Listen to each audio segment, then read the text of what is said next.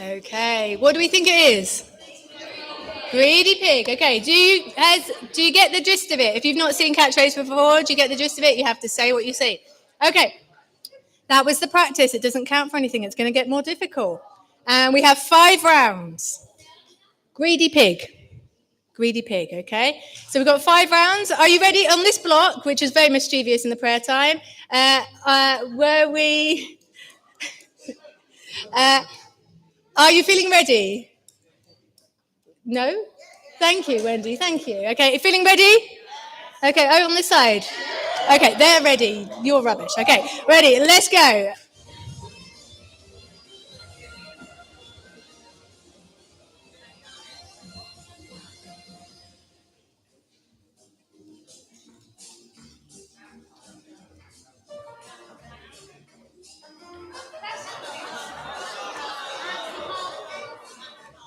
Okay.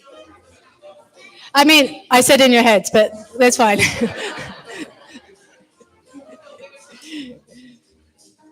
Oh, you can say it. Yeah. Okay, whichever block says it first. Oh, pardon? They have it. They had it. Very good.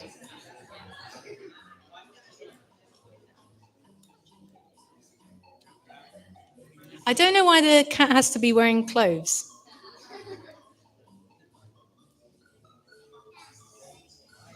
Yeah.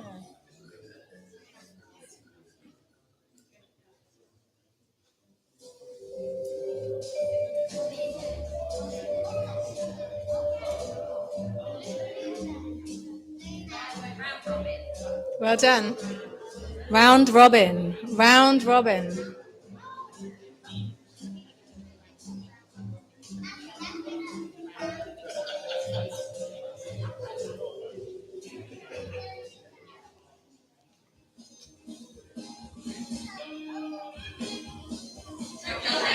Very good.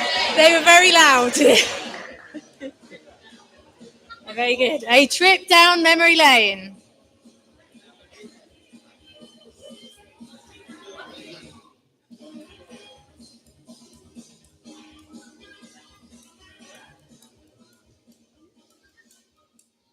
Okay, number 5. Final one.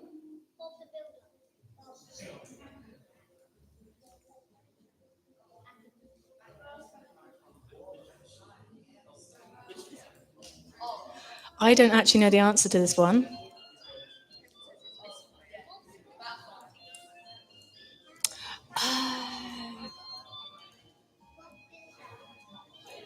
Is it backfire? No, it's not backfire. It's not. Back.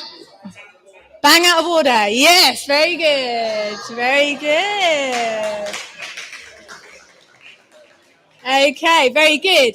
So the aim of catchphrase is to say what you see. And we were talking earlier, weren't we, about those really exciting moments that we've had in life, exciting or surprising moments where we've seen something really special and we've wanted to tell someone because the good news feels too good to keep to ourselves.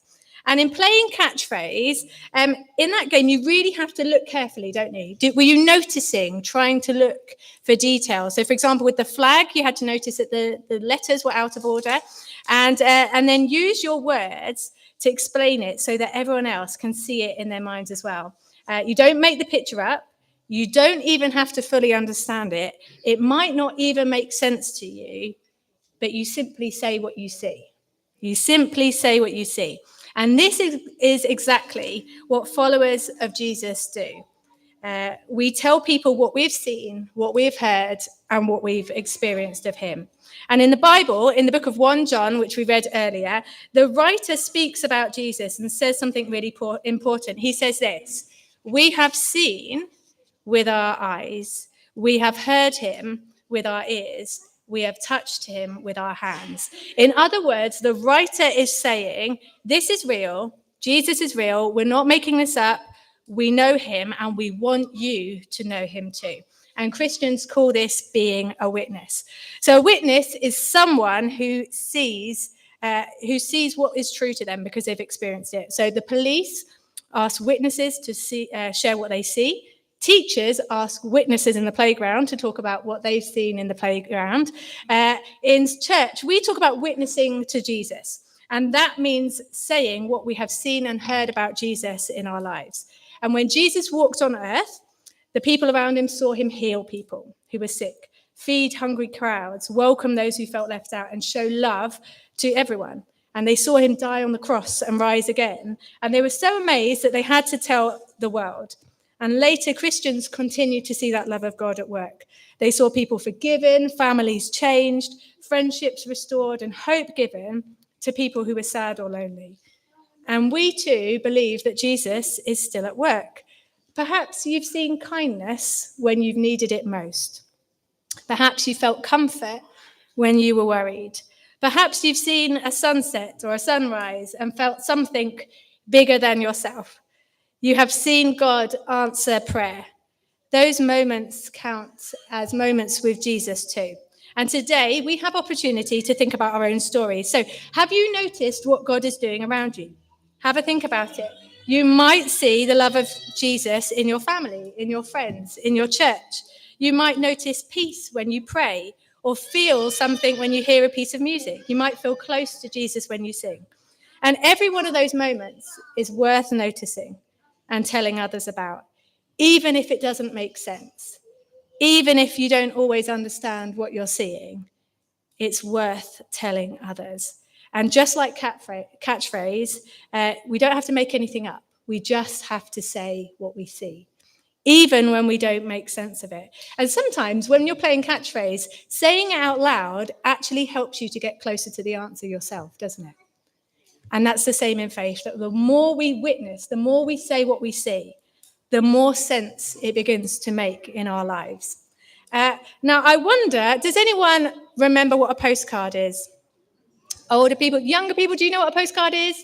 Do you like to send a postcard when you go on holiday? Here's some example of postcards. So on one side, you've got a picture of something that you've seen on your holiday or a place that you've gone on your holiday. And it's usually a picture of something you've seen, like a beach or a castle.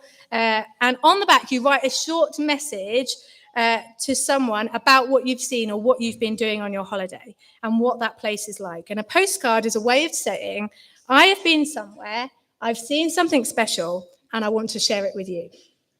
I've been somewhere, I've seen something special, but I want to share it with you. Do you remember the classic line is, wish you were here? Wish you were here. Okay, that's what a postcard says. It says, we wish you were here to join in something special. And in a few minutes, there are some postcards down here, and there are some postcards over here.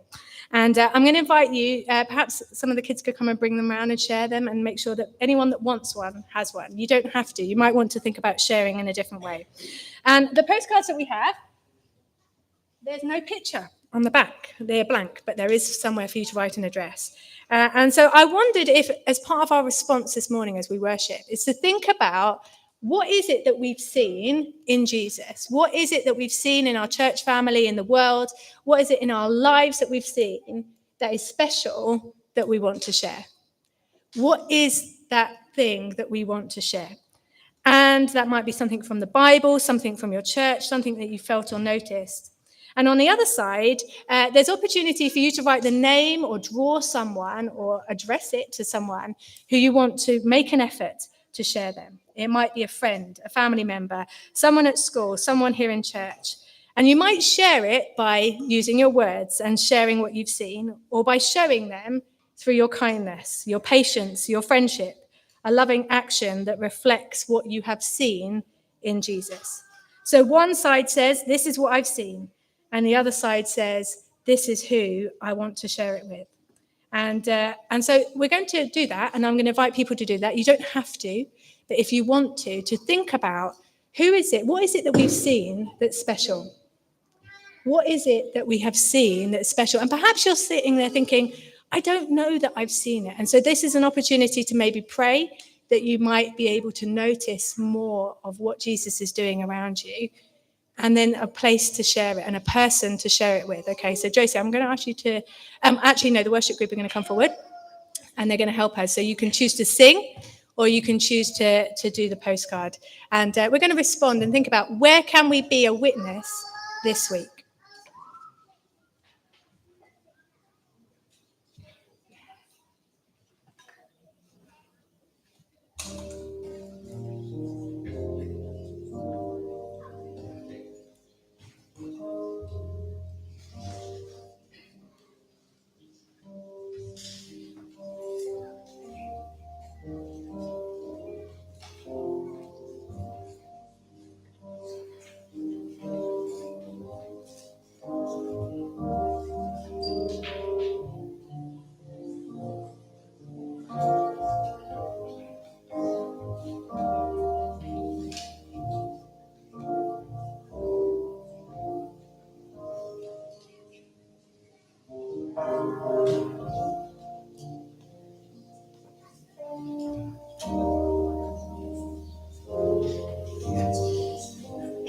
John 1, verse 3, we proclaim to you what we have seen and heard, so that you may also have fellowship with us.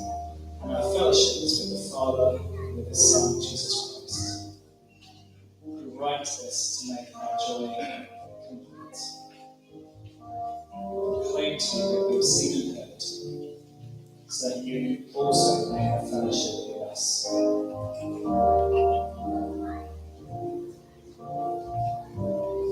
What have we witnessed? What are we sharing? What are we writing? What have you seen of Jesus that you might be sharing with?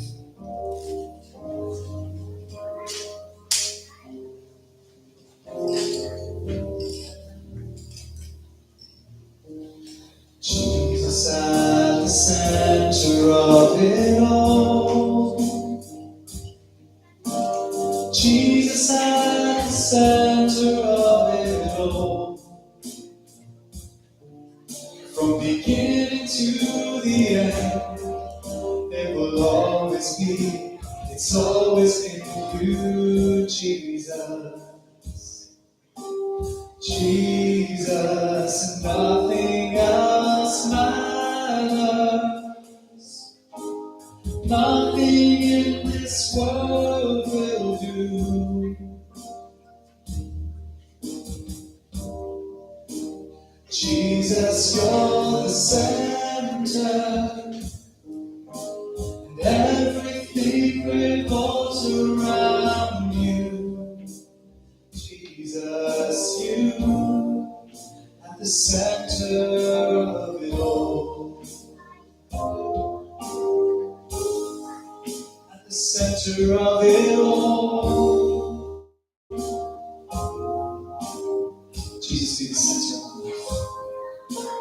Jesus, be the center of my life.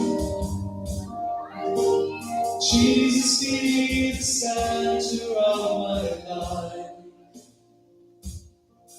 From beginning to the end, it will always be, it's always been you, Jesus. Jesus, and nothing else matters. Nothing in this world will do. 'Cause Jesus, you're the center, and everything revolves around you. Jesus, you, from my heart to the heavens, Jesus, be the center. It's all about you. Yes, it's all about you.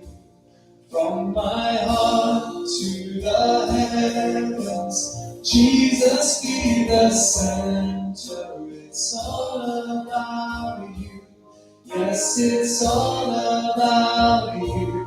From my heart to the heavens, Jesus, be the center. It's all about you.